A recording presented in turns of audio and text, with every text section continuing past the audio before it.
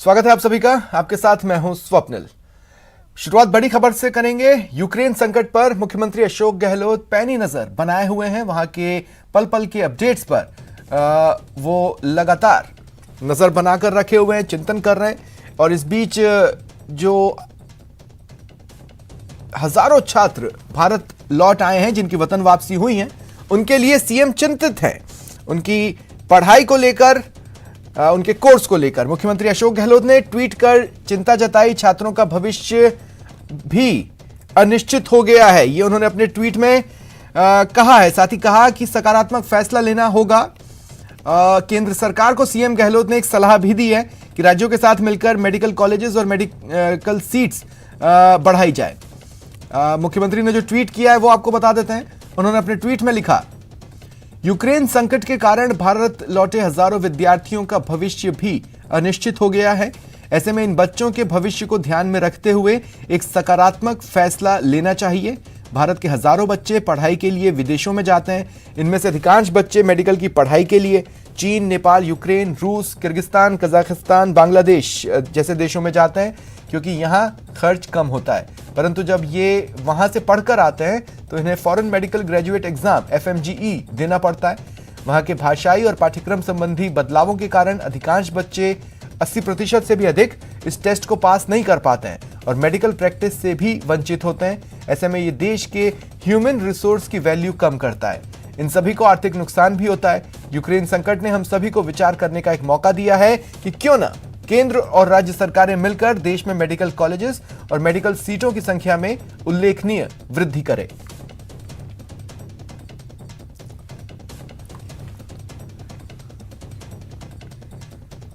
तो देखिए, हाल ही में इस संबंध में न्यूज़ 18 राजस्थान एक डिबेट भी लेकर आया था और ये सवाल कांग्रेस और बीजेपी दोनों से पूछे थे कि क्या किया जा सकता है। रास्ता निकालने की कोशिश न्यूज़ 18 राजस्थान ने की थी।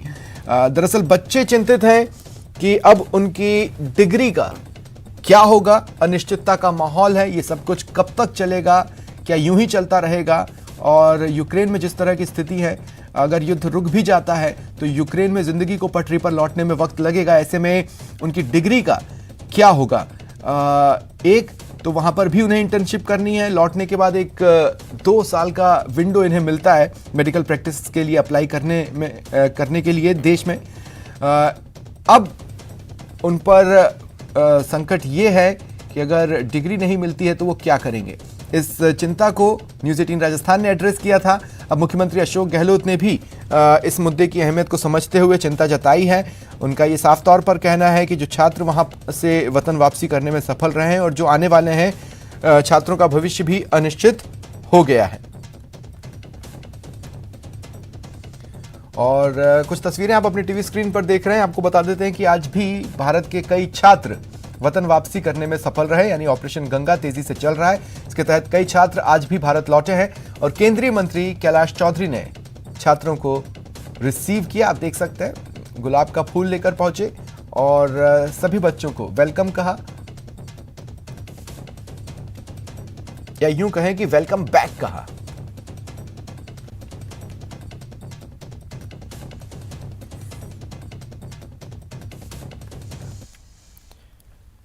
और एक और बड़ी खबर सुन लीजिए। शिक्षा विभाग की तबादला नीति तैयार हो चुकी है। अब जल्द ही तबादला नीति शिक्षा विभाग जारी करेगा। शिक्षा मंत्री डॉक्टर BD कल्ला ने कहा कि मुख्य सचिव के माध्यम से नई नीति को सीएम गहलोत तक पहुंचाया जाएगा। कैबिनेट में भी ये तबादला नीति यानी नई तबादला नीति जा सकती है। सीएम के अनुमोदन के बाद कभी भी ये जारी हो सकती है। नीति का प्रारूप बन चुका है और वो मुख्य सचिव के माध्यम से माननीय मुख्यमंत्री जी के पास जाएगा और संभवतः उसको फिर या तो मुख्यमंत्री जी के स्तर पर अथवा कैबिनेट के स्तर पर जब भी अप्रूवल मिलेगी उसको लागू कर दिया जाएगा। कब तक? मैंने बताया ना, हमारी तरफ से हमने शिक्षा विभाग ने अपना काम कर दिया है। और एक और बड़ी खबर, रीट लेवल 2 को रद्द किया गया। इस आदेश को हाईकोर्ट में चुनौती दी गई है। हाईकोर्ट ने सुनवाई करते हुए मामले में नोटिस जारी किए हैं। जस्टिस इंद्रजीत सिंह की अदालत ने ये नोटिस जारी किए हैं। मुख्य सचिव, ACS होम, प्रमुख शासन सचिव शिक्षा, निदेशक प्रारंभिक शिक्षा समेत रीट समन्वयक से जवाब मांगा है। रविंद्र कुमार सैनी और अन्य ने हाईकोर्ट में याचिका दाखिल की और रीट लेवल 2 को रद्द करने के आदेश को चुनौती दी है। इन याचिकाओं में यह कहा गया है कि अभी तक मामले में जांच पूरी नहीं हुई है, कितने लोग लीकेज में शामिल हैं यह भी क्लियर नहीं है। वहीं नीट 2021 समेत कई मामलों में कहा जा चुका है कि जहां लाखों लोग शामिल हैं वहां पेपर रद्द नहीं किया जा सकता, पेपर लीक करने वालों को अलग किया जाना चाहिए। अधिवक्ता तनवीर अहमद ने मामले में पैरवी की।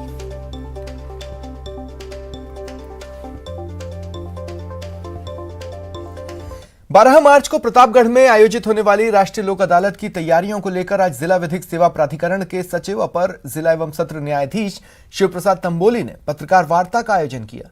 इस दौरान उन्होंने बताया कि इस लोक अदालत में प्री लिटिगेशन के माध्यम से पक्षकारों को राष्ट्रीय लोक अदालत में आने के लिए प्रेरित किया जा रहा है।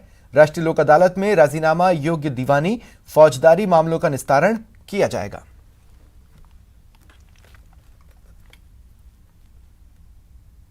आदमी जिसका न्यायालय में कोई रेवेन्यू, कोई फौजदारी, कोई दीवानी राजीनामा योग्य मामला चल रहा है तो वो अपने मामले को प्री काउंसलिंग करवावें, अपने मामले को और राष्ट्रीय लोक अदालत में रेफर करवाकर अपने मामले को फैसल करवाएं। इस राष्ट्रीय लोक अदालत का मतलब फ़ायदा ये रहता है कि इसमें आम आदमी को समय और धन की बचत हो जाती है और जो आपस में जो गांठ होती है पक्षों में, जो वैमनस्यता होती है वो खत्म हो जाती है, क्योंकि जो राजीनामा से मामला निपटता है उसमें आगे कोई भी पक्ष अपील नहीं करेगा।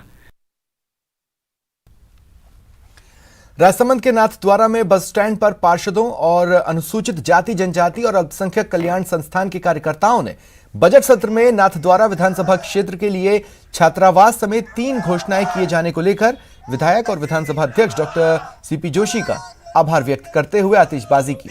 पार्षद दिनेश ने बताया बजट में नाथद्वारा विधानसभा क्षेत्र के लिए कई घोषणाएं हुई हैं।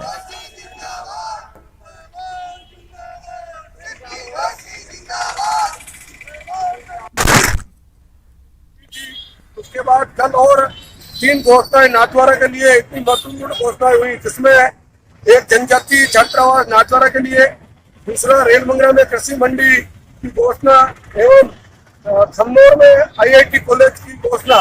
इन तीनों घोषणाओं की ओर आज हमारे अल्पसंख्यक प्रकोष्ठ की ओर से, अनुसूचित जाति जनजाति के अध्यक्ष सुरेश छापरवाल की ओर से नाथद्वारा शहर में आतिशबाजी कर माननीय विधानसभा अध्यक्ष महोदय को धन्यवाद दिया जा रहा है। जन अभाव अभियोग निराकरण समिति के चेयरमैन बनने के बाद पहली बार पुखराज पाराशर जालोर पहुंचे। जिले भर से बड़ी संख्या में कांग्रेसियों ने उनका स्वागत किया। कार्यक्रम को संबोधित करते हुए पाराशर ने कहा, आम जन की हर समस्या का समाधान करने की कोशिश की जाएगी। उन्होंने कहा कि बजट में जालोर को कई सौगातें मिली। इस दौरान पुखराज पाराशर ने बीजेपी पर भी हमला बोला। से राजस्थान में हुई नियुक्तियों में जालोर के पुखराज पाराशर को राज्य जन अभाव अभियोग के अध्यक्ष बनाया गया है। जालोर में पहली बार आए हैं, स्वागत भी हुआ। मुख्य प्राथमिकताएं क्या रहेगी और जिस तरीके से आपको एक अहम जिम्मेदारी है राजस्थान सरकार ने सौंपी है, क्योंकि पूरे प्रदेश में जिस तरीके की समस्याएं हैं उनको समाधान को लेकर महत्वपूर्ण जिम्मेदारी। मैं सबसे पहले तो आपके माध्यम से हमारे जो कांग्रेस के हाईकमान है, कांग्रेस की अध्यक्षा सोनिया गांधी जी, अजय माकन जी, माननीय मुख्यमंत्री जी, प्रदेश कांग्रेस के अध्यक्ष जी, उनका बहुत बहुत शुक्रगुजार हूं कि मुझे उन्होंने जो जनता से जुड़ा महकमा है उसकी जिम्मेदारी दी है। मैं पूरी ईमानदारी और निष्ठा से इस काम को करने का प्रयास करूंगा। जहां तक सवाल है कि हमारा मुख्यमंत्री जी का भी है कि भी कोई आदमी राज्य की राजधानी तक क्यों आए, उसका काम ब्लॉक लेवल पे, जिले लेवल पे क्यों नहीं हो।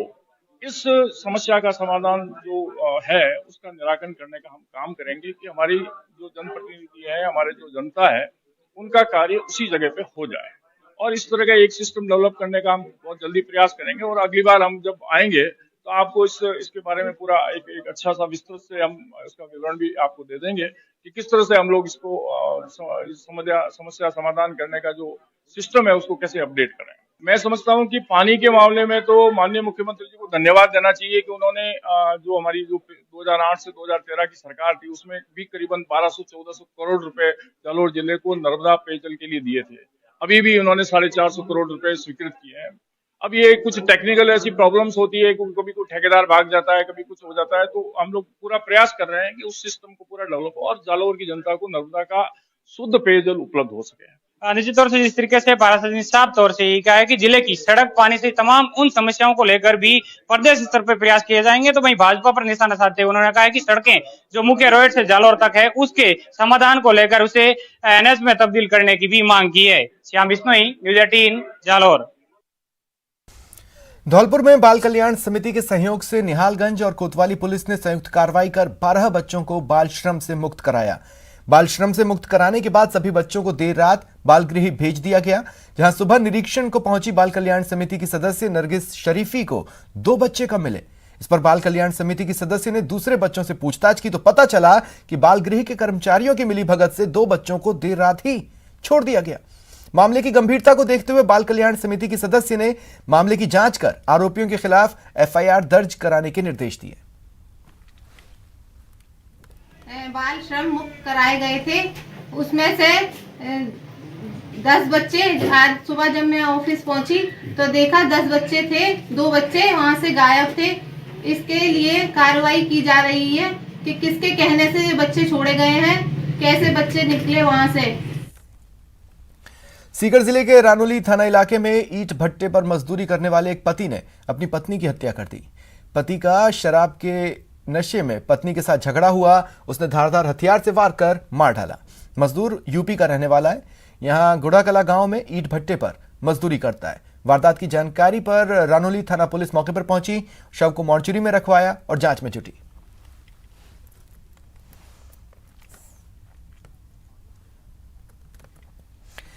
भरतपुर शहर में दहेज के लिए दूल्हा बारात लेकर नहीं पहुंचा। सजी धजी दुल्हन बैंड बाजे वाले और पंडित दूल्हे की राह देखते रहे।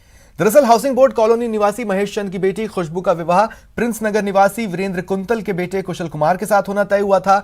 सगाई की रस्म 29 नवंबर को हुई थी। 4 मार्च को शादी होनी थी, जिसके लिए शहर के स्वयंवर मैरिज होम में पूरी तरह इंतजाम किए गए, लेकिन लड़की दूल्हे का इंतजार करती रही। जब देर रात तक मैरिज होम में बारात नहीं पहुंची तो लड़की के पिता द्वारा मथुरा गेट थाने में दहेज का मामला दर्ज कराया गया। 4/3/2022 को मेरी बेटी की शादी कुशल कुमार सनोप श्री ब्रजेंद्र सिंह निवासी प्रिंस नगर उनके साथ में तय हुआ था संबंध, जो मतलब ये कि आज पूरी तरह से सगाई लगन और शादी का सब पूरा प्रोग्राम आज तय होना था और तय पूरी तरह से ख़त्म हो गया, समापन हो गया। सुबह विदाई थी बेटी की, लेकिन हम लोग इंतजार करते रहे कि लगन का प्रोग्राम और सगाई का प्रोग्राम क्या है जो होने वाला है। तो हम 2 बजे से लेके और 4 बजे तक उनका इंतजार करते रहे, 6 बजे तक करते रहे। लेकिन फिर मैं वहाँ गया, उनसे बात की कि भाई क्या कारण है, क्यों नहीं लेट हो रहे हो। तो वो लोग क्या है कि पैसे की डिमांड करने लगे और उससे पहले जो उन्होंने हमें जो शर्तें रखी थी वो हमने उनकी पूरी की और उनके जो लोग यहाँ खाने के लिए या कैसे भी जहाँ आए उनका सम्मान किया पूरी तरह से, लेकिन वो लोग नहीं आए। अलवर शहर के बजाजा बाजार में ज्वेलर्स की दुकान में जेवरात खरीदने आई महिला चोरी करते हुए सीसीटीवी कैमरे में कैद हुई। महिला दुकानदार से ब्रेसलेट देखती और मौका पाते ही एक ब्रेसलेट और लॉकेट धीरे धीरे फोल्ड कर छिपा लेती है और उसके बाद मौके से चली जाती है। महिला जिस स्कूटर से खरीदारी करने आई वह स्कूटर का नंबर भीम सिंह निवासी मालवीय नगर अलवर के नाम से रजिस्टर्ड है। इस संबंध में अभी दुकानदार की ओर से कोई रिपोर्ट कोतवाली थाने में नहीं दी गई है। तो देखिए उस शातिर महिला की वारदात से जुड़ी 3 तस्वीरें हैं जिन्हें आप अपनी टीवी स्क्रीन पर देख पा रहे हैं। किस तरह उसने चोरी की, किस तरह ब्रेसलेट लॉकेट पार किया आपके टीवी स्क्रीन पर। और अब बात शहर शहर रफ्तार के कहर की। कुछ तस्वीरें देखिए। पहली तस्वीर 12 की है। एक बेकाबू ट्रक ने एक पुलिस कांस्टेबल को कुचल दिया। हादसे में उनकी मौके पर ही मौत हो गई। और दूसरी तस्वीर हनुमानगढ़ की। यहां 2 ट्रॉलों में जोरदार टक्कर के बाद दोनों में भीषण आग लग गई। ट्रोलों के कैबिन पूरी तरह जलकर राख हो गए। स्थानीय लोगों की मदद से ट्रोलों के ड्राइवर्स को सुरक्षित बचाया गया। चूरू जिला मुख्यालय के राजकीय लोहिया कॉलेज के पास 108 एम्बुलेंस के पायलट के ड्राइवर ने एम्बुलेंस को डिवाइडर पर चढ़ा दिया। गनीमत रही कि 108 में कोई मरीज नहीं था और दुर्घटना में कोई हताहत नहीं हुआ। हालांकि हादसे के बाद वाहनों का आवागमन प्रभावित हुआ और लोगों की भीड़ जमा हो गई। कोतवाली थाना पुलिस पहुंची और चालक को गिरफ्तार किया।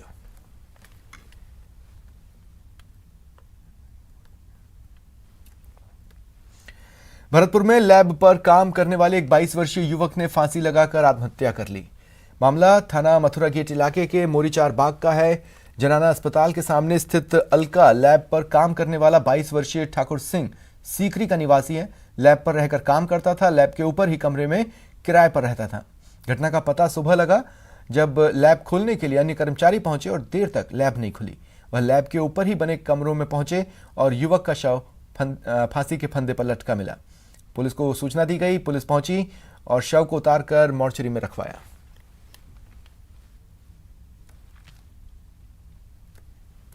सूचना मिली कि जनाना हॉस्पिटल के सामने अलका मेडिकल के ऊपर किसी व्यक्ति ने फांसी लगा दी। इस सूचना पर आए तो यहाँ एक व्यक्ति ऊपर बने कमरे पे कुंडे में लटका हुआ मिला, जिसकी डेड बॉडी नीचे उतरवाई गई। उसका नाम ठाकुर है, पडलवास थाना सीकरी इलाके का रहने वाला है। परिजनों को सूचित कर दिया गया है। डेड बॉडी RVM में शिफ्ट करा दी गई है। परिजनों के आने के बाद पोस्टमार्टम कार्रवाई की जाएगी और जाँच की जाएगी। और रुकते हैं एक ब्रेक के लिए।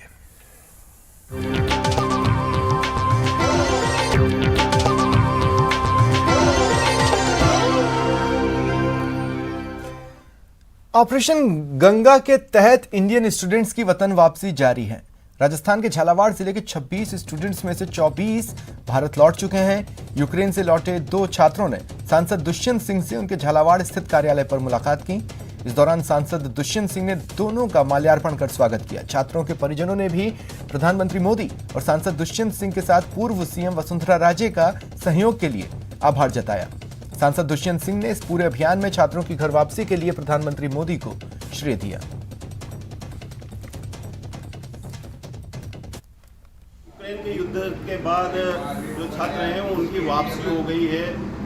स्वदेश लौट चुके हैं बच्चे और झालावाड़ के सांसद कार्यालय पर मौजूद है। हम लोग वहाँ पे जब से बॉम्बार्डिंग वगैरह होने लगी सब लोग बहुत डरे हुए थे। फिर नागेश चाचा से मेरी बात हुई तो सर का फ़ोन आया मेरे पास। इन लोगों ने बोला कि वहाँ की क्या स्थिति है। मैंने इन लोगों को बताया। इन लोगों ने हर तरफ से सपोर्ट किया।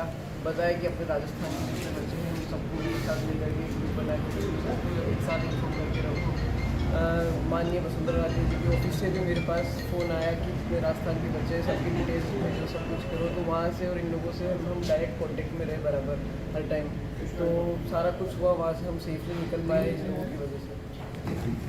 बच्चों ने अपने आप किया है, उनको सेफ पैसेज मिले, वो बात रखी गई है।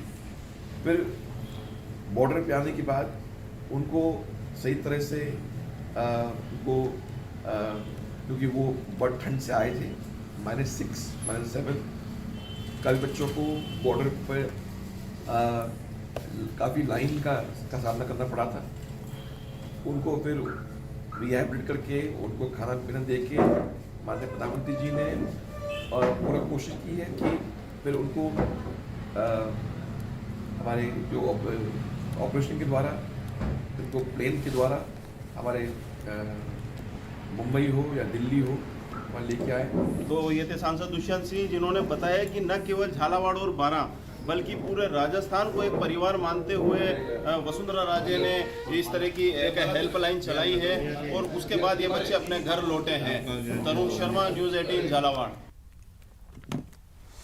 खेल मंत्री अशोक चांदना अपने एक दिवसीय दौरे पर डूंगरपुर पहुंचे। डूंगरपुर विधायक और यूथ कांग्रेस के प्रदेश अध्यक्ष गणेश घोघरा समेत हजारों कार्यकर्ताओं ने उनका स्वागत किया।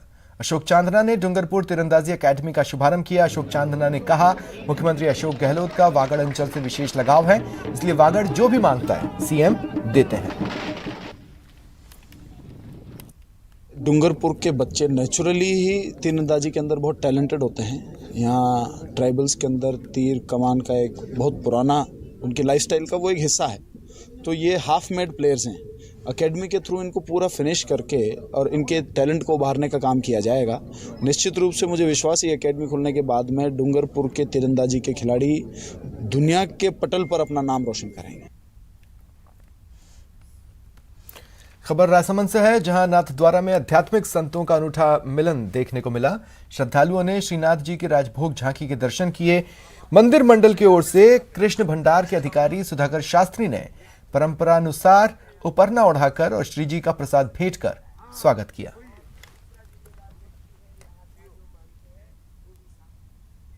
आनंदित महसूस कर रहा हूँ अपने आप को। कृष्ण भगवान शिव को मानने वाले, शिव की भक्ति को अग्रसर करने के लिए बहुत प्रेरणा प्रदान करते हैं। भगवान कृष्ण के दर्शन के लिए स्वयं भगवान शंकर को नगर में प्रवेश करना पड़ा है। तो हम तो सौभाग्यशाली सन्यासी हैं जिनको ऐसे ऐसे स्थानों पर जाने का अवसर मिलता है। यहाँ हमारे गुरु भाई रहते हैं कुशाल भारती जी महाराज, इन्होंने यहाँ स्थान की विशेषता बताई मुझे, तो मैं यहाँ दौड़ा चला है। भगवान श्री कृष्ण का दर्शन करने के बाद यहाँ की व्यवस्थाएं, मैं चाहूँगा कि हर कोई इस तरह की व्यवस्थाएं करे मंदिरों में। कोरोना काल के बाद झीलों की नगरी उदयपुर में पहली बार थिएटर फेस्टिवल का आयोजन किया जा रहा है। इसके तहत परफॉर्मिंग आर्ट क्षेत्र के दिग्गज लिलेठ दुबे और इलारण केके जैसे कलाकारों के साथ 3 समकालीन मंच नाटकों से दर्शकों का मनोरंजन करेंगी। इस उत्सव में देश भर के विभिन्न शहरों से कला प्रेमी शामिल होंगे। साथ ही जीवन क्षेत्र के सभी क्षेत्रों की समान विचारधारा वाली महिलाओं के समूह द्वारा भी भाग लिया जाएगा।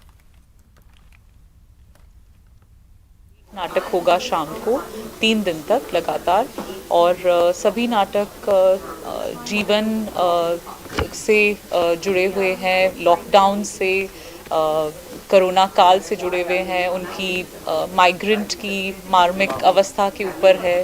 शोभा जी का प्ले है, किश्वर देसाई जी का प्ले है, और एक इलारुण जी ने लिखा है वो प्ले है।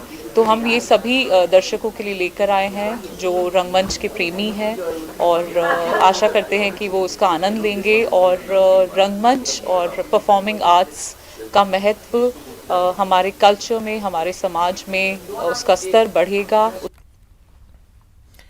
महिलाओं को सशक्त बनाने के लिए Fortis Escorts hospital and youth federation ने विभिन्न क्षेत्रों के लिए एक्सीलेंस अवार्ड का आयोजन किया। कार्यक्रम में विभिन्न क्षेत्रों की महिलाओं को सम्मानित किया गया। इस अवसर पर सामाजिक कार्यकर्ता वीणा नागपाल, इंटरनेशनल पैरा एथलीट शताब्दी अवस्थी ने विशिष्ट अतिथियों के साथ विभिन्न क्षेत्रों की प्रसिद्ध महिलाओं के साथ फोर्टिस जयपुर के महिला स्वास्थ्य कर्मियों को सम्मानित किया। इस मौके पर यूथ फेडरेशन के अध्यक्ष रविंद्र सिंह राठौड़ ने कहा कि महिलाएं हम सभी के जीवन में एक प्रमुख भूमिका निभाती हैं। वे हमारे लिए जीवन भर त्याग करती है, जिसकी सराहना अवश्य करनी चाहिए। वहीं फोर्टिस एस्कॉर्ट्स हॉस्पिटल जयपुर के जोनल डायरेक्टर नीरव बंसल ने कहा, आज महिलाएं न केवल स्वास्थ्य सेवा में बल्कि हर क्षेत्र में ऊंचाइयों को प्राप्त कर रही हैं। वह विभिन्न क्षेत्रों में पुरुषों के साथ कंधे से कंधा मिलाकर चल रही हैं।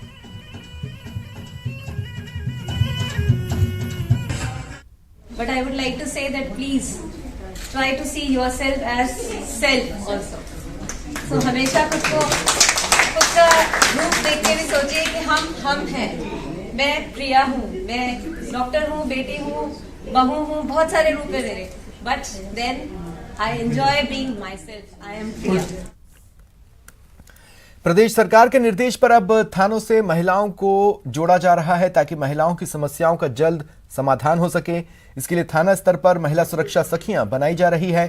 खास बात यह है कि महिला सुरक्षा सखियों की संख्या की लिमिट नहीं है। ऐसे में अधिक से अधिक महिलाओं को सुरक्षा सखियां बनाकर पुलिस समाज के अंदर हो रहे महिला अत्याचारों को रोकने के लिए कदम उठा रही है। तस्वीरें दौसा की।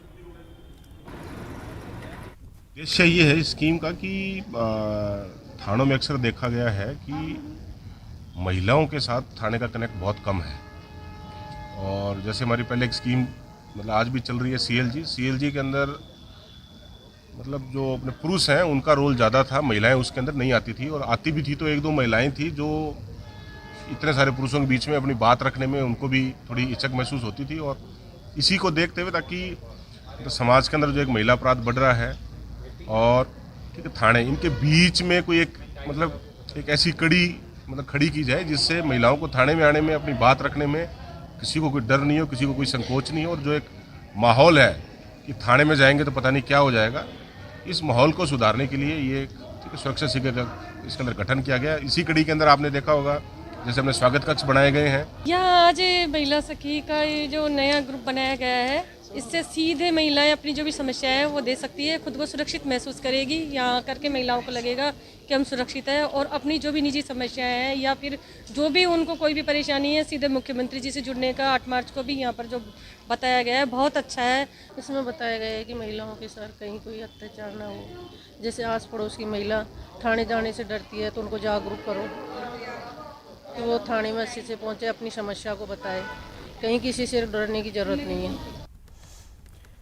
फिलहाल इतना ही, मुझे दें इजाजत, नमस्कार।